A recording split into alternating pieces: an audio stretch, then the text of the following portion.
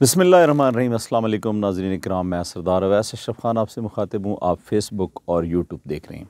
आज हमारे साथ सीनियर सहाफ़ी जनाब शमशाद मांगड़ साहब मौजूद होंगे और इनसे हम बात करेंगे मौजूदा जो मुल्क की सूरत हाल है उसके अंदर जो गुनागों की कैफियत है और ख़ास कर जो मुल्क के अंदर अदम तवाज़न और उसके अलावा यहाँ पर चूँकि मईशत जो है वो डगमगा रही है, दीगर बेचैनी है अवाम के अंदर। ऊँट किस करवट बैठता है कोई लोगों को पता भी नहीं है और ख़ास कर लोग रोज़ाना ये सोच रहे होते हैं कि यार आने वाले कल में क्या होगा। तो मांगड़ साहब से पूछते हैं कि एक तो आपका बहुत शुक्रिया कि आपने मेरे साथ ज्वाइन किया। ये बताइएगा कि जो फ़िल वक्त जो मौजूदा मुल्क की सियासी सूरत हाल है उस पे आपका तजिया क्या कहता है कि ऊँट किस करवट बैठने जा रहा है? इलेक्शन हो रहे हैं, नहीं हो रहे हैं, बीच में कुछ ज़िमनी इलेक्शन का भी मामला चल रहा है, ऊपर से वो एज़ अ होल जो जनरल इलेक्शन की भी कॉल के लिए इमरान खान बार बार दबाव डाल रहे हैं। तो आप क्या समझते हैं कि ये जो हुकूमत है या हमारी जो इस्टेब्लिशमेंट है, क्या वो इलेक्शन करवाने जा रही है या ज़िमनी के ऊपर ही गुजारा किया जाएगा? देखें सरदार साहब, आपने जो कहा कि ऊँट किस करवट बैठेगा, ऊँट के दोनों तरफ अवाम है। ऊँट जिस करवट भी बैठेगा अवाम पे ही बैठेगा और अवाम का ही नुकसान होगा। अब देखें, मुल्क में सियासी अगर इस्तेहकाम नहीं है तो किसका नुकसान हो रहा है? अवाम का नुकसान हो रहा है। मुआशी नुकसान जो हो रहा है वो अवाम का नुकसान हो रहा है। और हुकूमत ये दावे कर रही है कि IMF के साथ हमारे मुज़ाकरात कामयाब हो गए या होने वाले हैं। मुज़ाकरात IMF के साथ कामयाब हो भी जाएं और हो जाएंगे तो इसका क्या मतलब होगा? क्या हमारे यहाँ पेट्रोल फिर से 100 रुपये लीटर हो जाएगा? क्या दूध हमारे यहाँ फिर से 100 रुपये किलो हमें मिलने लगेगा? क्या डॉलर 120 रुपये का फिर से हो जाएगा या 100 रुपये पे हो जाएगा? महंगाई फिर से, अभी जो महंगाई है इससे ज़्यादा बढ़ जाएगा। अभी तो 250 रुपये लीटर पेट्रोल है और आपके सामने खबरें आ रही हैं कि जी पेट्रोल जो है वो 300 से को क्रॉस करने वाला है। तो जिस ऊँट की आप बात कर रहे हैं, ये सियासी ऊँट है या IMF का ऊँट है या मुआशी ऊँट है, ये जिस करवट भी बैठेगा सरदार साहब अवाम की चीखें निकलवा देगा। और पहले ही, अभी तो ऊँट बैठा ही नहीं है, अभी तो ऊँट ने सिर्फ पाँव रखा है, अवाम की चीखें निकल गई हैं। और जहाँ तक ये है कि जी इलेक्शन ज़िमनी होंगे या कौमी होंगे, अब मुझे एक बात बताएं कि अगर मौजूदा पार्लियामेंट को ही माना जाए तो क्या मौजूदा पार्लियामेंट महंगाई को रोकने में कामयाब रही है? क्या बदअमनी को रोकने में कामयाब रही है? क्या आम आदमी को इंसाफ मिल पाया? इस हर एक सवाल का जवाब जो है वो नहीं में है। और अगर ज़िमनी इलेक्शन हो भी जाएं, नए सिरे से मुंतखब हो के आ भी जाएं, तो क्या ऐसा किसी दीवार पे लिखा हुआ है कि ज़िमनी इलेक्शन के बाद जो है पाकिस्तान के माशी हालात बेहतरीन हो जाएंगे, अवाम का महंगाई से जान छूट जाएगी?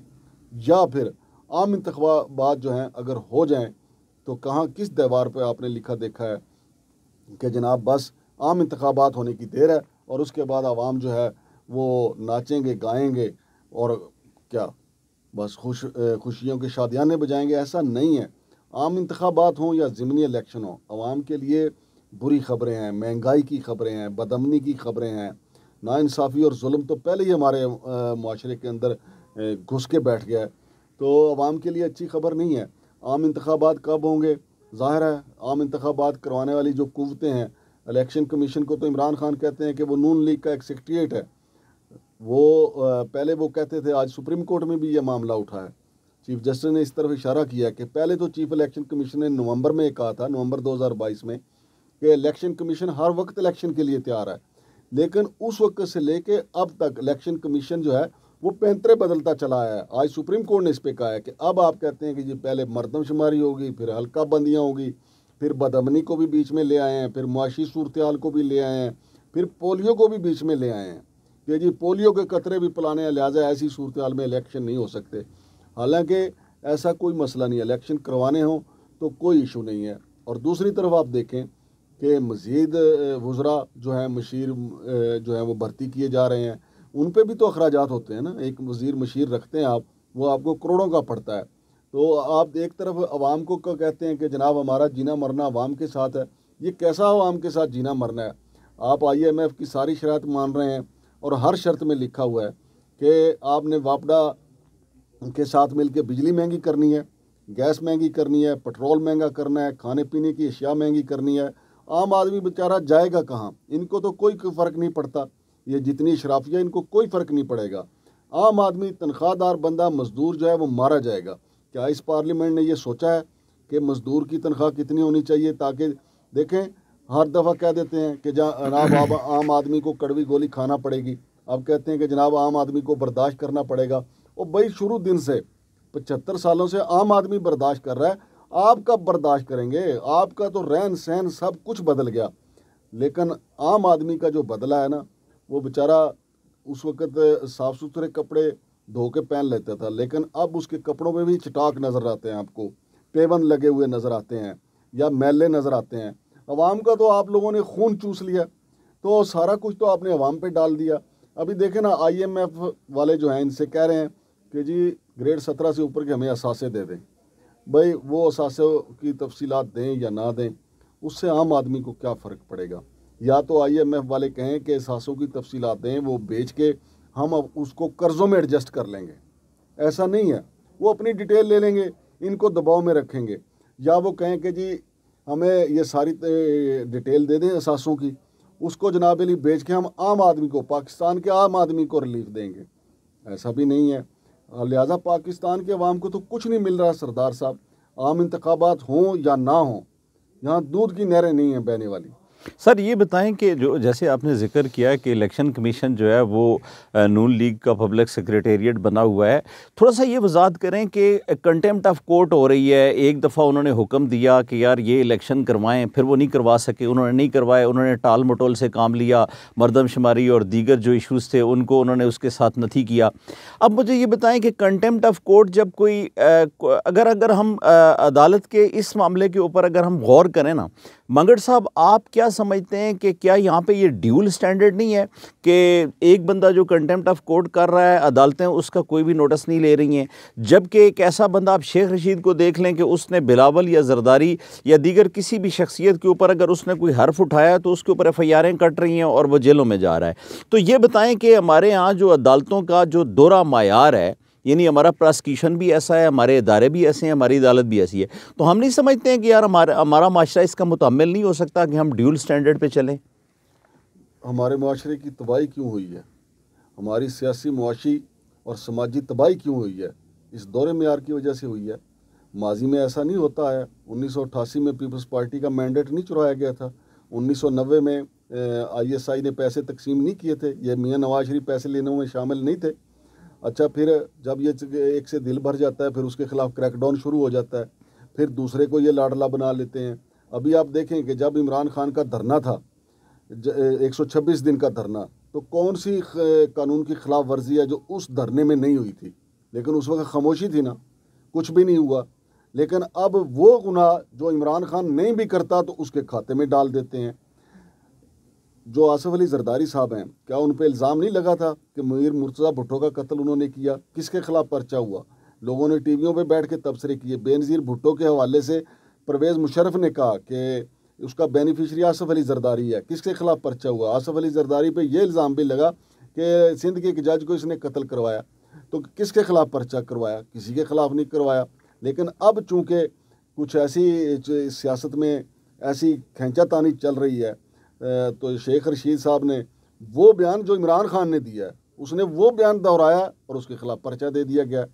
भाई अगर इतना ही हमारे कानून में सकत है, इतनी ही ताकत है, इतने ही हमारा ज़मीर जाग गया है, इतना ही हमारा कानून जो है वो हरकत में आ गया है, तो फिर सबसे पहले तो इमरान खान ने तो दोबारा ये भी कह दिया है कि जनूबी वज़ीरिस्तान के 2 नौजवान हैं जिनको उनके कत्ल की सुपारी दी गई है। तो फिर कहाँ है हमारे कानून नाफिज करने वाले इदारे?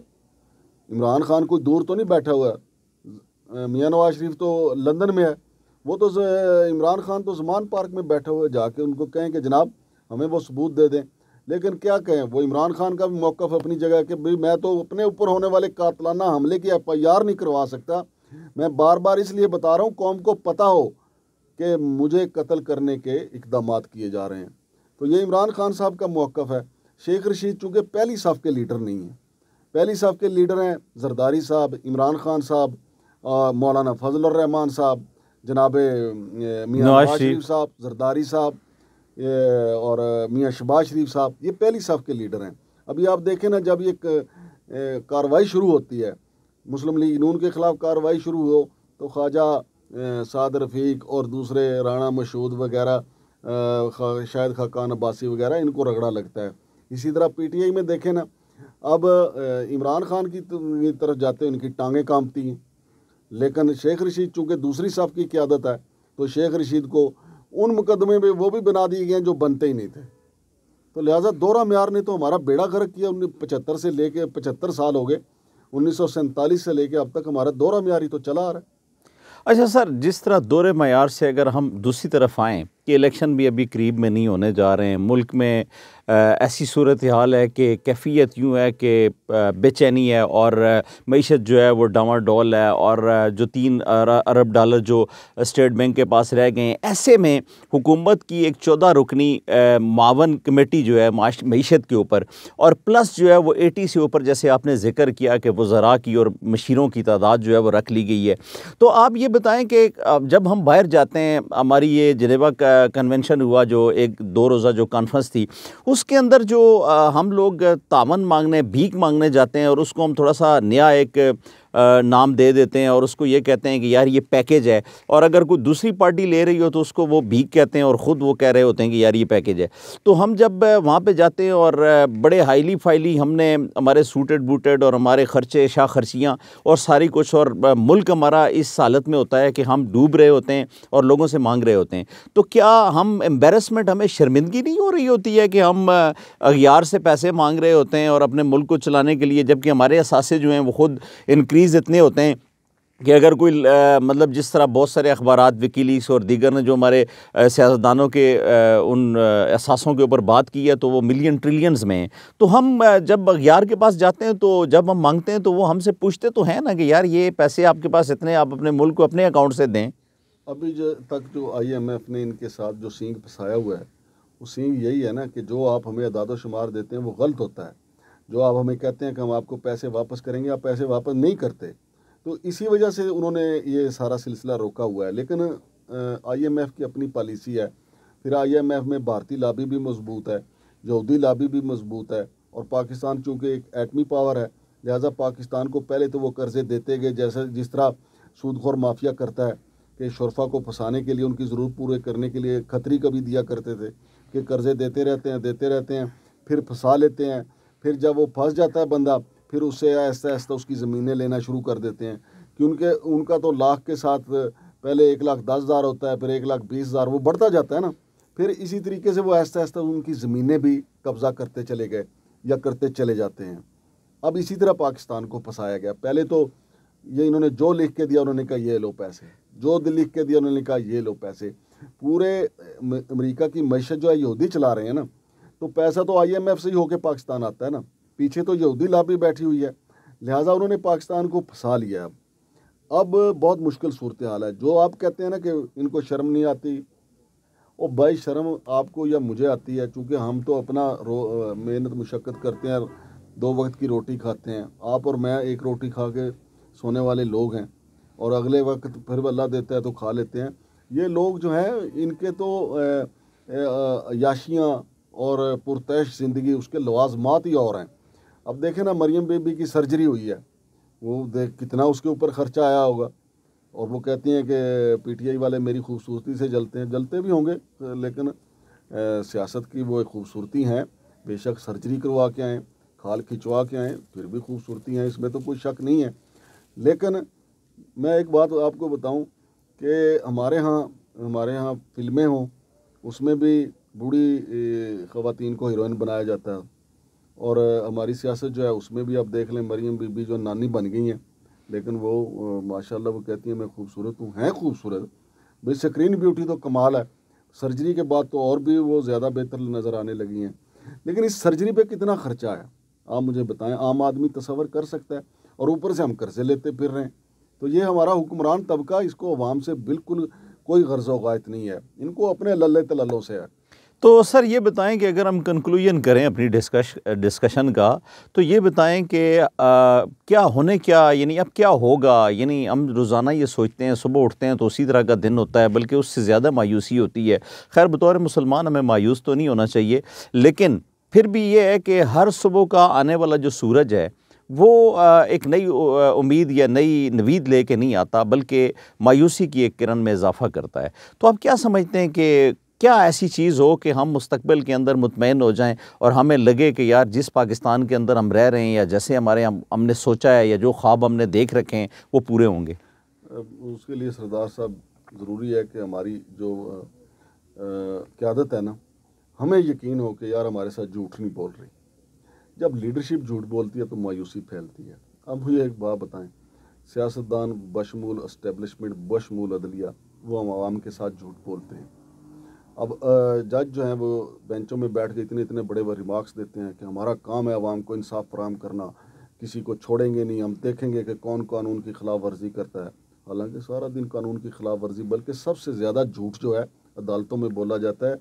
ये यूनिवर्सल ट्रुथ है, आप भी मानते हैं। फिर सियासतदान जो हैं वो खुद भी बैठ के नजी महफिलों में मानते हैं कि सियासतदान जी भर के झूठ बोलते हैं। हमारी इस्टेब्लिशमेंट जो हमें बताती है वो सारा झूठ होता है। तो जब हम अपनी कौम को धोखा देते हैं, झूठ बोलते हैं, उनको सच नहीं बताते, तो कौम में मायूसी फैलेगी। अगर हमारे सियासतदान, इस्टेब्लिशमेंट, अदलिया, मीडिया सारे एक पेज पे आ जाएं और इस बात को महसूस करें कि हमने मुल्क को आगे लेके जाना है, हमने कौम से झूठ नहीं बोलना, कौम का जो हक है उसको नहीं मारना। लेकिन हम तो ऐसे बेशर्म हो चुके हैं कि अभी ज़लज़ला ज़लदगान के लिए सिंध में जो कंबल वगैरह आए थे, वो कंबल मार्केट में बिकने के लिए आ गए। सोशल मीडिया पे आपने देखा होगा। जी हाँ। जहाँ करप्शन का, बदनवानी का, बेईमानी का म्यार ये हो जाए तो वहाँ पे आप क्या तवक्को करेंगे? मायूसी फैलेगी ना। तो अल्लाह कैसे इस कौम की हालत बदल लेगा कि जिसको अपनी हालत खुद बदलने का एहसास नहीं है। अब जैसे मैं आपको पहले भी कह रहा हूँ कि नीचे से ऊपर तक करप्शन ही करप्शन है। नैब कासिद को पता है कि मैंने माल साहब के नाम पे कैसे तोड़ना है, और अंदर बैठे हुए साहब को भी पता है कि नैब कासिद मेरे नाम पे माल तोड़ रहा है। वो भी अपने नैब कासिद को कहता है कि माल तोड़ के मेरा हिस्सा दे के जाए। तो फिर कैसे अब आप कहेंगे कि मायूसी ख़त्म हो? मायूसी उस वक्त ख़त्म होती है जब सच का राज हो, लेकिन हम झूठ के राज में ज़िंदा हैं। अच्छा सर, एक और अहम बात है, जिस तरह आपने बातों बातों में ज़िक्र किया, तो ये भी चूँकि हमारी कंक्लूजन का हिस्सा होना चाहिए डिस्कशन का।